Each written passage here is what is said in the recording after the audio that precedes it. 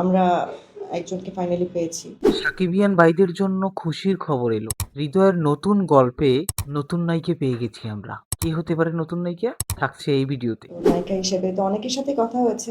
বরবাদের প্রযোজক সুমি আপা নায়িকা সিলেক্ট করে ফেলেছেন। তারা সবাই বরবাদের টিম সবাই নায়িকা সিলেক্ট করে ফেলেছেন, ফাইনাল করে ফেলেছেন। কে নায়িকা হতে পারে? সুমি আপা বলেছেন, দেখেন নায়িকা সিলেক্ট করে আমরা কিন্তু গল্প বানাই না। আমরা তো আসলে নায়িকা একজনকে ভেবেই করি না।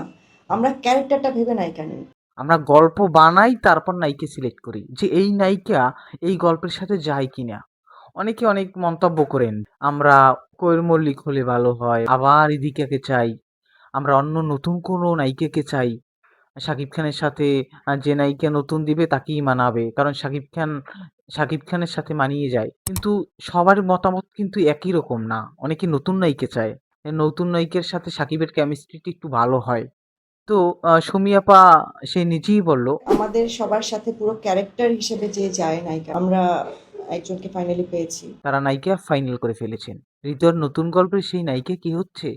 আপনার কি মনে হয় কে হতে পারে এই নায়িকা? কমেন্টে জানাবেন কিন্তু ভুলবেন না। আমার মনে হচ্ছে হয়তো কোনো নতুন নায়িকা হবে। অনেকে বলাবলি করছে যে আবার এদিকে কি নেওয়া হোক। সুমি আপার কথা একটু নতুন সুর পেলাম যে আমরা অলরেডি একজন পেয়েছি, ফাইনাল করে ফেলেছি। আপনাদের অবশ্যই শীঘ্রই জানাবো। আমরা যে বললাম আমরা আপনাদেরকে জানাবো। তো আমরা অপেক্ষায় আছি যে নায়িকা কে। অবশ্যই আমরা চাই শাকিব খানের সাথে এবার সুন্দর একটা নায়িকা দিবেন। সাকিবিয়ানদের একটা আশা, যে সাকিবিয়ানদের একটা চাওয়া। অনেকে চাচ্ছে কোয়েল মলিককে, অনেকে চাচ্ছে সাবিলা নূরকে।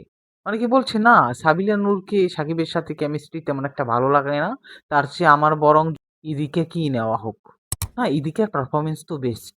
এটা এটা আসলে বলতেই হয়। আমরা বরবাদে দেখে এসেছি যে ইদিকা কতটা ভালো অ্যাক্টিং করেছে বরবাদে। সেটা দেখতে পেরেছেন অবশ্যই। তো আমি বলবো ইদিকা সব দিকে এগিয়ে, বাট তারপর একটু ডিফারেন্স নায়িকা হলে একটু ভালো হয়। ভিন্নতা সবাই দেখতে চায়, কে না চায়? তো আমরা চাই শাকিব খানের সাথে খুব সুন্দর একটা নায়িকা দেওয়া হোক। দেখেন ডিরেক্টর, প্রযোজক তারাও ভাবে যে গল্পটা কিরকম, তো সেই ক্যারেক্টারে যখন আমরা প্রথম দিকে ভাবি তখন একজনকে ভাবি। কে এই গল্পে কোন নায়িকার সাথে যায়।